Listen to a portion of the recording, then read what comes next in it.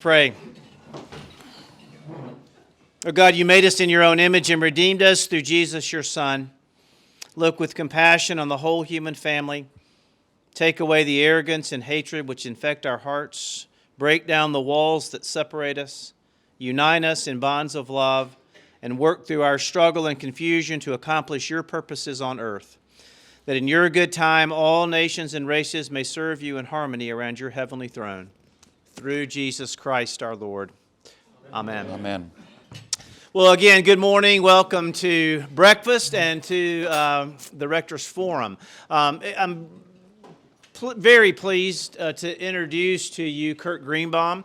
Kurt is the chairperson of the Commission on Dismantling Racism, or the Dismantling Racism Commission, which is a part of the diocese that we are connected to, the Episcopal Diocese of Missouri. And he is joined by several other members of the commission. Are you going to do those introductions, or do you want me to invite them to stand? Sure. Huh? I can do it. Okay. Yeah. They kind of do a traveling show around the diocese, going from into different churches and helping all of us to think about different things related to racism and how it is that we can work to respond to that, how we can deal with that within ourselves and as a church. So again, Kurt Greenbaum is going to kick this off. Kurt, welcome, and welcome to those of you who are here from the commission. Thank you. Thank you. Good morning, everybody. Can you hear me okay? Yes, I am Kurt Greenbaum. I'm a member at large of the diocese. Some of you may know me better as Janice Greenbaum's husband. Janice works in the diocesan office as the communications director. I would like to just first start by thanking David and Connor and Darcy for making this appearance here easy. Really appreciate it. I also want to say that one of the things that about 3 years ago the Commission on Dismantling Racism would do fairly regularly would be these visitations to parishes around the diocese, just to say hello, to make our presence known, to do little presentations. And then in the last 3 years something came up and we just haven't gotten around to it. So what I'd like to tell you is you're the first visitation we've been able to make since the pandemic. So thank you so much for having us. The other thing I want to say is, indeed, we do have other members. I'm a co-facilitator of this ministry. We have other members of the ministry here as well. Could you all stand up, please, and introduce yourself very quickly? I'm supposed to give you a mic too, aren't I? Jimmy Grimmett. Needs no introduction. Aaron Rodgers, not the quarterback, the other one. I'm Lance Kramer from St. Timothy's. Harrison Hagen-Heil from St. Michael and St. George, part of the team with Kurt and Aaron and Shook Goodblow. Adrian Dillon from All Saints and Ascension. I'm not a co-chair, but I've been a member for a long time, and I'm also the warden of Emory Washington Convocation. Of which you all are a member. Oh, and Bill Gilbert. Hello, Bill. Good to see you again. Did I miss anybody? Okay. So we wanted to do a quick little presentation here for you, and then I also have a audience participation element to this presentation today. So the topic that I wanted to bring to you was a conversation about institutional racism. And what I hope we can do in the course of this brief presentation is eventually kind of come to a sort of common definition of what we mean by institutional racism. How many of you have heard of that expression before? Good, many of you. Terrific, okay. And then we're going to talk a little bit about how this can impact one particular element of our community, and then have a discussion about, and as I said, an audience participation event where we can talk about how some of this overlaps and these things work together. When I talk about different parts of our community, I'm talking about these sorts of elements of our community, like where does racism show up and how does it affect other parts of the community in education or banking, employment, healthcare, all of these other areas of our community that we are familiar with and that we engage with and interact with every single day. I want to talk specifically in our conversation today about housing. And the roots of what we're talking about here, really, there's a lot that you can draw a line back to the way racist policies in our government that we possibly weren't even aware were in place when they began, how they sort of have tentacles that extend into our lives today. This is a page from what is known as the underwriting manual for the Federal Housing Administration, and this came out in the 1930s. And it was designed by the federal government to create a means by which developers, home builders, could have guaranteed loans, could take out loans to build communities and have those loans guaranteed by the government. And then what was shocking to me when I first came across this is the idea that in this document that was put out by the FHA, there is this line that said, these restrictions should be recorded with the deed and should run for a period of at least 20 years. Recommended restrictions include all of these things. Who could read this out loud for me, please? The bottom line. Prohibition of the occupancy of properties except by the race for which they are intended. Right. Thank you, Jimmy. Prohibition of the occupancy of properties except by the race for which they were intended. Anyone want to take a guess which race they were intended for? Louder for the... That's right. White people. The result was, many of you have heard of this idea of redlining. This is a map of the city of St. Louis that was produced by the FHA, and there are maps like this for communities like Los Angeles and New York and Baltimore and Raleigh, North Carolina. There were maps like this for communities all over the United States. And as I said, this is specifically for St. Louis. So if you were interested in building a home in an area that was green, FHA was like, go for it, man. That's a good investment. That's going to be fine. That's going to be solid. We're going to make our money back on that. Yellow and blue, well, you know, a little iffy, but that's fine. Go for it. And then there are these areas, as I pointed out, that are redlined, where the percentage of African Americans in those communities was much higher, and the federal government was essentially telegraphing loud and clear that this is going to be a riskier place to build. We are concerned if you are building homes in this area. I went the wrong way there. I want to play you a short little video clip from a documentary that was produced by PBS called Race, the Power of an Illusion. And I would recommend you looking for that if you have an opportunity to watch this documentary. It's a multi-part series, and we're only going to see a very brief clip from that documentary in this. Oh, that's a good point. Adrian points out we should thank St. Peter's also for hosting the Dismantling Racism resource library that you host upstairs, and this documentary is in that library. So thank you for the reminder. So what we're going to be hearing is a very brief clip from a gentleman and his wife. He came home from military service and was interested in buying a house, and there was a housing shortage, many of you may recall, after the Second World War. And developers were racing to build homes in communities like Levittown and similar communities around the country. And this is the experience of one of those gentlemen. I went up to the interested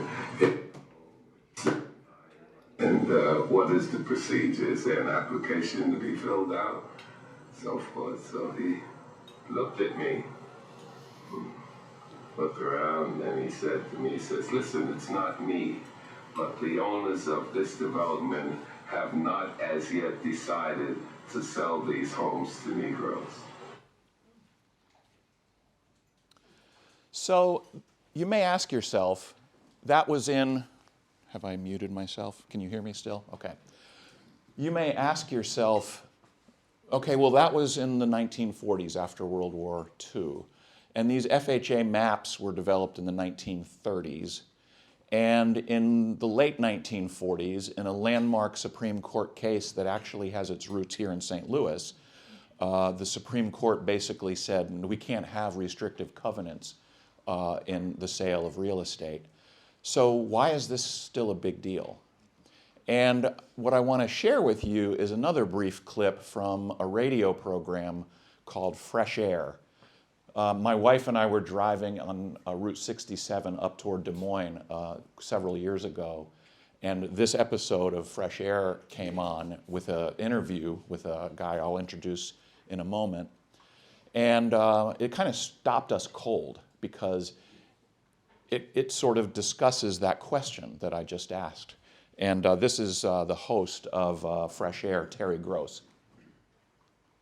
So for anyone thinking, sure, but that's all in the past, but we've made progress, what would you say to those people who think that? So Terry Gross is interviewing a man named Richard Rothstein. And Richard Rothstein is a senior fellow at the Economic Policy Institute and an author. This is another book that I would highly recommend if you're interested in this topic, The Color of Law. Essentially, Richard Rothstein's book, The Color of Law, is, I don't mean to be too contrite about this, but it's essentially an amazing manual. If you wanted to write policies to create institutional racism across the country, this would be the guide, because he's basically taking it apart and explaining how all of this sort of works together. And Terry Gross asks Richard Rothstein that question. That was all in the past. Why should we care now? Well, at that time, it was in the early 1950s, late 1940s, when Levittown and the Daly City development and others around the country were built, they sold for about $7,000, $8,000, $9,000. Black and white could have afforded them, but only whites were permitted to buy them. Well, today, homes in places like Levittown or Daly City or the suburbs in places like St. Louis and Baltimore and other cities around the country that were built in this fashion sell for $400,000, $500,000, about 7 times national median income. They use that money to send their children to college, to send their grandchildren to college. If they sold their homes, they gained that bonus and bequeathed it to their children and grandchildren. So the result of that is, at where we sit today, we're in a position where the household wealth, the average wealth for a family, has gone from here for white families, and as you can see, non-white or black families, it's down here at $139,000 as opposed to $919,000. Again, average household wealth. Much of the wealth that we have as a household, we keep in our houses. And so this is a relatively old statistic, I will concede. It's from 2016, but the difference, of course, is a 7 times difference. There are other similar calculations that have been done, but the result is basically the same: household wealth, and also it turns out household income. There's a tremendous differential between white and black families in both wealth and household income. I would like to ask somebody to read this aloud for us also, if you wouldn't mind. Can I have a volunteer? And this time I'll bring the microphone. I'm supposed to have a microphone that I'm supposed to bring. There it is. Connor's got it for me.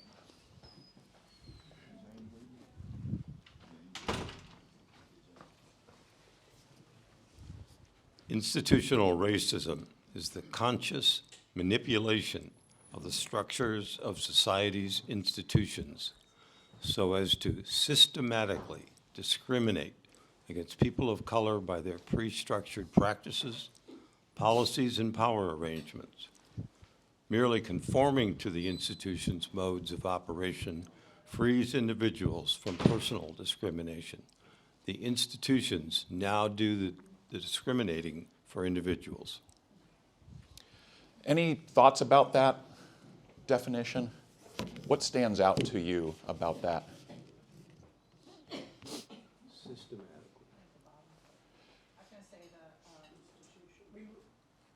No, please, go ahead. Removal of personal responsibility. So we have somebody in the back who's saying, tell me your name? Dee Dee, I'm sorry.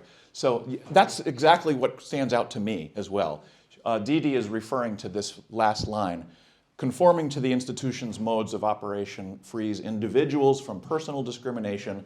The institutions now do the discriminating for us. We don't even have to think about it. It just happens. And now I want to start talking about that idea of how this topic that we just talked about, housing, starts to sort of flow into another part of our community, another element of the society that we live in. Again, this is, I concede, a little bit old, but what we're talking about here is the tax rate for school funding in communities such as Clayton, Jennings, Ladue, Riverview Gardens. And what you see, of course, is that the tax rate in a community like Clayton and Ladue, the tax rate is lower than it is in Jennings and Riverview Gardens. But look at how much per pupil spending they have and how much the valuation of the homes in those communities is. And so because communities like Ladue, communities like Clayton have much higher valuations, and we tie the funding of education to the value of our property, you can see the differential here that is created. We have less money to spend in communities like Jennings and Riverview Gardens. I'm just interested in, I'm not sure we necessarily need to get into a conversation about it, but maybe this is something you might think about as we walk away from this place. You know, my question to you is, what do you think about that? What do you think about the equity of basing education funding on property taxes? So I wanted to get back to that topic that I was bringing up at the beginning, and this is where everybody can start getting nervous because I'm going to start asking for volunteers to help me with a little engagement exercise here. But we want to talk about this idea of education and banking and employment, how these sort of all intersect and interact with each other. How can someone's circumstances in one part of our community change how they're affected by another part of the community? Now, can I please have 7 volunteers to come up here? 7. I'm not afraid to pick people. All right, Kathy, thank you. What I want to do, and we're not going to leave you out in the cold here. We're going to have people helping. You're coming up too? Come on up. Come on up. Let me have a few more. Would you please be housing? You would like to be healthcare? Okay, sure. Sure, I can accommodate that. There, you can be healthcare. Can you be housing? I can be housing. Okay. We need some gentlemen. Yes, we do. Would you like to be banking, education? What would you? Education. You'd like to be education. There you go. All right, come on. You can be a helper or volunteer. Come on up. Come on. That's what I'm talking about, John. There you go. All right, would you like to be transportation or law enforcement? All right, fantastic.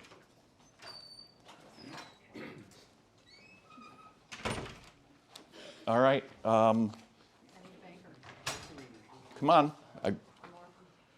You're not going to church until somebody gets up here. Would you be employment, please? Sure. And I need somebody else. We're all set here. We need one more. Oh, we have banking and law enforcement. Come on. Banking or law enforcement? Banking. There you go. So put these on. One more, please.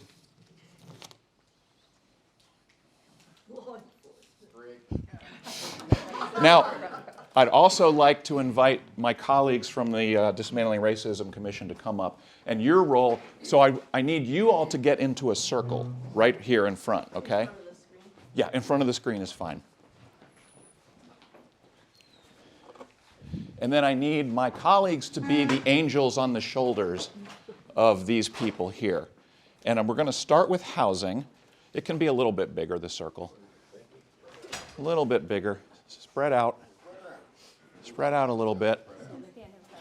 Yeah, it's fine. So you hold this, and then hold this, and I'll take this trash from you. Oh, thank you. Okay? All right. Now, here's the exercise. Tell me your name again. Kathy. Kathy, I would like you to think about, oh, so it is. I would like to think about, and say how some element of housing could affect another one of these areas. So, for example, we talked about how housing can affect education because of property taxes, okay? And then reach the ribbon across to Dee Dee. And you come back over here. Okay. All right. And now, Dee Dee, yes, your job is to talk about, well, how can education have some sort of influence on some other area of our... I think it can impact... Well, you can, yes, please, I'm just go going ahead. to say it can impact healthcare. Sure. How might it impact healthcare? Education levels will dictate how informed you can be about your healthcare options. Sure. That sounds great. Also, how they treat you. True. Yeah, that's a good point, how they treat you. So now you would hold, we have too many people, everybody's going to need to have one more hand, please. Do I get to hold this and pass it that way? And you're going to pass this over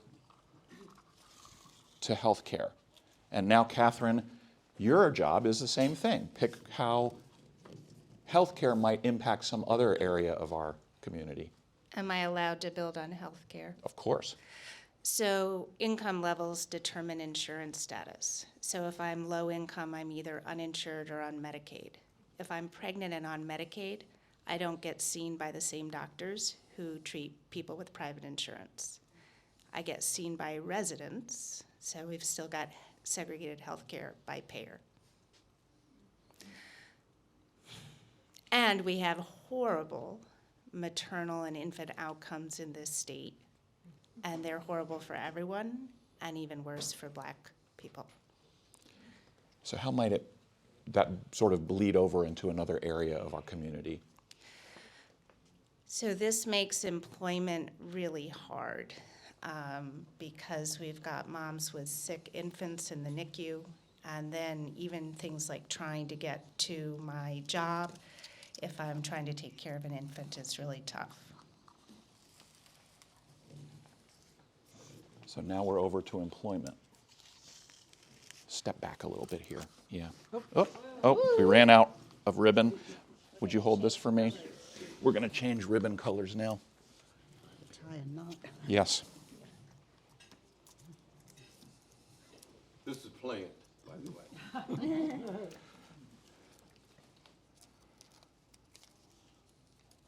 So now, Sandy, talk to us about how employment might have an impact somewhere else. Okay, employment would definitely have an impact on transportation, because if you're not employed, you can't afford to buy a car, or, you know, but also... Let's have transportation move over there for the sake of my... But also, it goes the other way in that transportation, you know, if you have to go on a bus, it's hard to get a job that might be convenient or that might, you know, what if the bus is late and so then you get fired, that sort of thing. Can I add something else?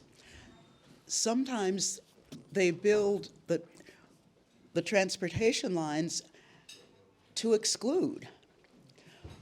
I don't remember where this happened now, but somebody was killed trying to cross a really bad crossing to catch a bus. And the Black community rose up because they said this was constructed because they didn't want Black people in the shopping center. They might scare upscale customers. And, you know, it was an eye-opener for white people who just weren't at all aware this was happening. Sure. So, John, how might transportation now impact some other part of our community? Well, if I can't afford cars, have to take the buses or rely on Metrolink or something like that. But, you know, I want a car. I want to be able to get around. And so you go to the bank, and what are they going to say if I don't have good employment, don't have good education? Am I really a good risk for a loan for a car?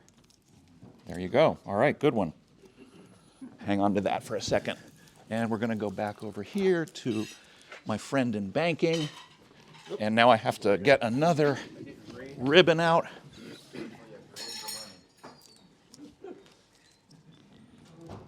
Hold that for me. Sorry, I got it. Okay. And while we're doing this, Jerry, how might banking have an influence on another part of our community? The thing that I think of with banking directly would be on housing. If you, it all ties together. If you don't have a job, try to borrow money, and banking, I think one of the direct things was you could not be able to buy housing. Sure, okay. Hold that for me. Yep. And you keep holding that, you hold that.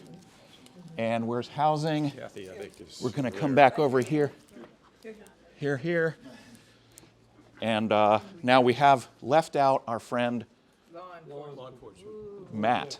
Can you, Matt, why don't you come over here? Because it's going to make my exercise more interesting if we have, can you think about ways housing might impact law enforcement? Law enforcement?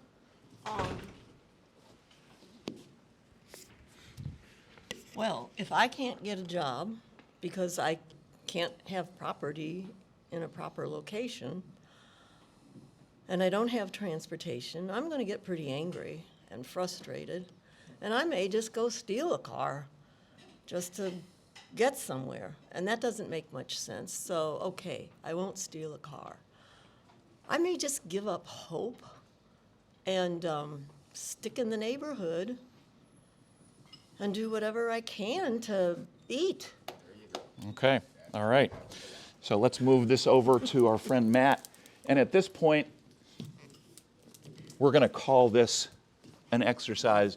Now what I would like all of you to do, here, I'll take that. And where's my other microphone?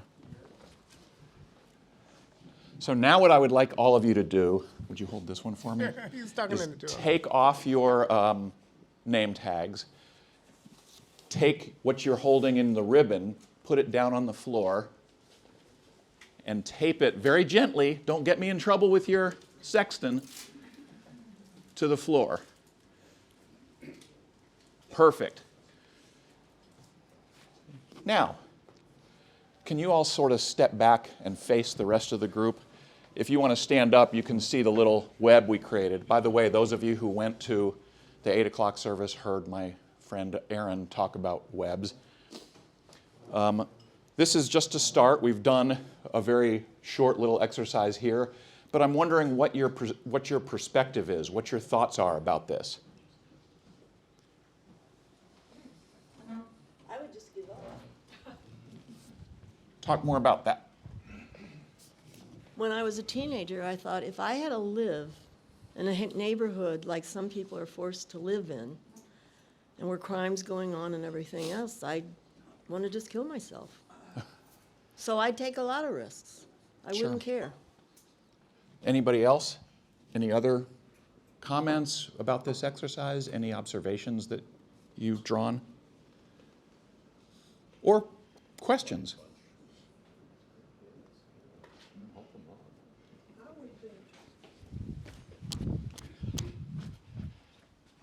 I would think, what can I do to make this better? How can I help my fellow, excuse me, my voice is giving out. No, that's How fine. can I help my fellow friend, what can we do in this community to pull everybody together? Yeah, that's a hard one, isn't it? That's a really hard question. Does anybody have any thoughts about that? Well, go ahead. You make your comment.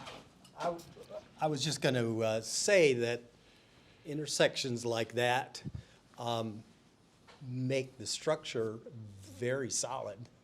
Each one sort of reinforces the other. So the idea of breaking that down, you've got a lot of work to do. Yeah, it's pretty terrifying. Where do you start? I heard somebody over here say. You want to talk more about that? I'll come back. Is that a no or a yes? That was a no. Oh, okay. Well, what if it's a yes anyway? I think you start with housing. Housing kind of is everything to someone. If you don't have somewhere to live, how do you start to go get a job? If you don't have somewhere to live, how do you go to school every day? If you're worried about where you're going to sleep at night. So I think it starts with housing, as he shows, like everything is based upon the tax rate. So housing is the key, and education. So there you go. Is anybody else taking any pictures of what we're doing here, by the way? I know you took some. Fantastic, thank you. Okay. Any other comments or questions? Happy to try to address any questions you might have.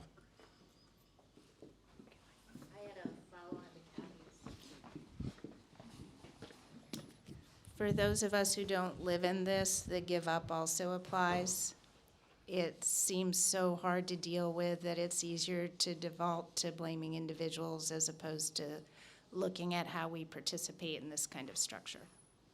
Yeah, that's a really good point. Go ahead, Aaron. Well, I was going to say it sort of speaks back to that definition that we talked about a few minutes ago. This is taking care of all the racism for us. You know, we don't have to really think about it because all these institutions they have it covered. It's built in. But that's the hard part. It goes back to your question. It's like, what do we do about it? Go ahead, Aaron. Yeah, I just wanted to point out, first of all, thank you to our lovely volunteers. But did everybody see like Kurt maneuvering through this system, like trying to pass the thread? First of all, thank you, Kurt. Kurt is in a lot better shape than many of us, believe it or not. It's exhausting to navigate that system. And the ribbon broke. And the ribbon broke. Many times. Think about being at the intersection of those systems. Think about what it might feel to be involved in those different intersections, how exhausting it might be. Kurt was only moving in the space of a room. But in reality, when people are navigating these systems, the distance seems insurmountable, right? The type of exhaustion that is on a person, and not just on a person, think about maybe on a community that is in the middle of these different intersections. Churches, families, all in the center of these different intersections. An amount of exhaustion, an amount of hopelessness, I heard that word earlier, that a person might feel trying to navigate all of this, right? Very powerful to think about, even in our small space here, right? Of how just confusing and complicated it is. We heard the word solid, like, yeah, it's certainly entrenched, but it is also complicated, right? Very complicated and exhausting. Harrison, I know you had a comment. Thank you. I just wanted to add that my own personal aha moment when all of this came together for me was, well, it connected so many dots literally, but also in my heart and soul, that seeing an individual today, as we sort of walked through today, was overwhelming. Giving a family to that, a mother who's trying to birth this child safely, a father who would love to support that child, and then taking it back 1930, 1690, just the whole, how deeply entrenched it is, and how those families. So it's just, it is enormous, and I don't know any other place to bring it except to the cross. And so thank you all for having us in here today, personally. Yeah, I want to go back to your question about what do we do, and I don't have any easy answers for you. And, you know. Of course.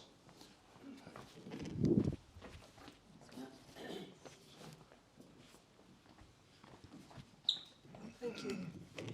I feel and see a lot of anger, and that is frightening. What can we do to get rid of the anger? And you see it in the community. I mean, the stealing of the cars, and I'm beginning to understand this, but we've got to get to the root of the anger. Am I wrong? I don't know whether. I'm going to toss that to Aaron. Yeah, so in this confounding picture, we do see a lot of anger. We see a lot of things, and you mentioned theft, and I want us to really think about, because Kurt brought up a really valid point with the numbers. There's a real cost to racism, right? There's a cost to experiencing racism that generationally has added up over the years. When Kurt showed those numbers, right, if you can see them, inequality has grown, right?